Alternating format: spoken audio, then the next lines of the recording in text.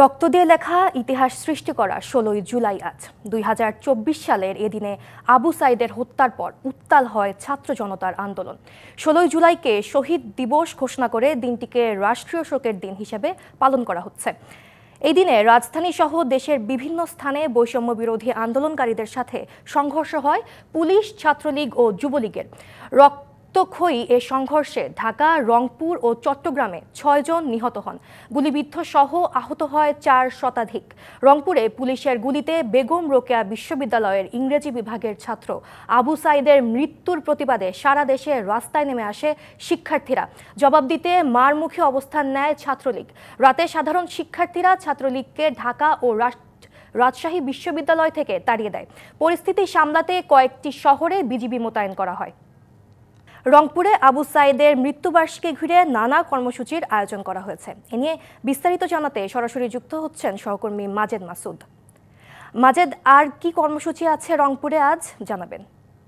সঙ্গীতা, আপনি নিশ্চয়ই জানেন যে আসলে জুলাই শহীদ দিবস সেটির কিন্তু কার্যক্রম আজকে সকাল ৭টা থেকেই শুরু হয়েছে। আমরা দেখেছি ঠিক ৭টায় ৩০ মিনিটে যেটি পীরগঞ্জের বাবনপুর জাফরপাড়া আবু সাইদ যেখানে শায়িত রয়েছেন সেখানে জেলা জামায়াতের পক্ষ থেকে তারা কবর জিয়ারত করেছেন। এরপর কিছুক্ষণ পরেই জেলা প্রশাসনের পক্ষ থেকে এবং বেগম রোকেয়া বিশ্ববিদ্যালয় প্রশাসনের পক্ষ থেকে এসে আবু সাইদের কবরের সামনে তার পিতাকে নিয়ে তারা নীরবতা পালন করেন এবং কিছুক্ষণ পরেই সেখানে বিশেষ দোয়া মাহফিল অনুষ্ঠিত হয় এবং কবর জিয়ারত করেন। কালার এক্সপার্ট, জর্জ স্যাপ এবং মাইল্ড অন হ্যান্ডস টেকনোলজি সমৃদ্ধ অরিক্স ক্রিস্টাল ওয়াশ আপনার এই মুহূর্তে জেলা প্রশাসন এবং বিশ্ববিদ্যালয় প্রশাসনের কর্মকর্তারা কিন্তু এখানে উপস্থিত রয়েছেন। এছাড়াও সাধারণ মানুষও এসেছেন আজকে আবু সাইদকে শ্রদ্ধা জানাতে। কথা বলতে চাই রংপুর জেলা প্রশাসক রবিউল ফয়সালের সাথে। একটু জানতে চাই আবু সাইদের প্রথম শাহাদাত বার্ষিকীতে কি শপথ আপনাদের আজ?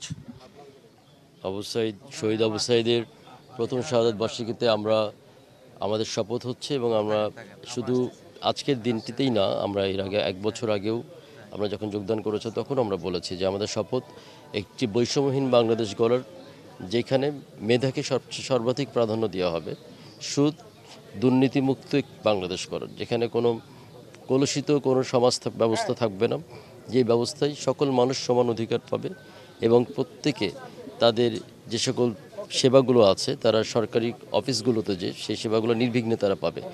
আবু সাইদের স্বপ্ন লালন করে সেটি পূরণের চেষ্টা করছে। একটু কথা বলবো বেগম রোকেয়া বিশ্ববিদ্যালয়ের উপাচার্য। একটু আপনার কাছে জানতে চাই, আপসহীনতার সংগ্রাম তো শুরু হয়েছিল আপনার বিশ্ববিদ্যালয় থেকে, তো এখন আবু সাইদের প্রথম শাহাদাত বার্ষিকীতে এসে তার স্মৃতি লালন করবার জন্য কি পদক্ষেপ নেওয়া হয়েছে? ধন্যবাদ। আমাদের শহীদ আবু সাইদ 2024-এর জুলাই আন্দোলনের বিশিষ্ট হিসাবে যে শাহাদাত বরণ করেছেন তার 1 বছর শাহাদাত বার্ষিকী আজকে। তার ফলশ্রুতিতে আজকে আমরা বেগম রোকেয়া বিশ্ববিদ্যালয়ের পক্ষ থেকে ছাত্র, শিক্ষক, কর্মচারী, কর্মকর্তা সবাই আমরা এসেছি তার শ্রদ্ধা জানাইতে এবং আমরা যে তার প্রতি শ্রদ্ধা জানার বিষয়ে আজীবন যাতে ইতিহাস হয়ে থাকে সেই জন্য জুলাই অভ্যুত্থানে জুলাই সৈনিক হিসাবে আমাদের আবু সাইদের স্মরণে আমরা একটা স্মৃতিস্তম্ভ আজকে ফলক উন্মোচন হবে। আবু সাইদের যে জায়গায় শাহাদাত বরণ করেছেন, গুলিবিদ্ধ হয়েছেন, সেখানে স্ট্রিট একটা আমাদের স্টাম্প সেটাও উদ্বোধন করা হবে এবং আবু সাইদের যে সামনে যে গেটটা ছিল সেই গেটটা শহীদ আবু সাইদ তোরণ এবং একটা জাদুঘর ফলক উন্মোচন করা হবে। এই সকল কার্যক্রম আবু সাইদকে ভবিষ্যৎ প্রজন্ম আজীবন স্মরণ করবে। অনেক ধন্যবাদ। আমরা কথা শুনছিলাম বেগম রোকেয়া বিশ্ববিদ্যালয়ের উপাচার্য ডক্টর শওকাত আলীর কাছে। একটি বিষয় জানিয়ে রাখতে চাই, সকাল থেকে কিন্তু আমরা দেখছি আপামর জনসাধারণ আবু সাইদের কবরে এসে তারা শ্রদ্ধা নিবেদন করছেন। কিছুক্ষণ পরেই আজকে আসলে বাংলাদেশ অন্তর্বর্তী সরকারের 4 জন উপদেষ্টা তারা রংপুরে আসবেন এবং তারা এসে যে কাজটি করবেন আবু সাইদের স্মৃতিস্তম্ভ সেটির স্মৃতি ফলক উন্মোচন করবেন। পাশাপাশি আবু সাইদের যে মিউজিয়াম অর্থাৎ তার জীবনাদর্শের যে স্মৃতিচিহ্ন আছে সেগুলো সংরক্ষণ করে একটি জাদুঘর করা হচ্ছে, সেটির স্মৃতি ফলক উন্মোচন করবেন। এছাড়াও শোক র্যালি রয়েছে 10:15টায়।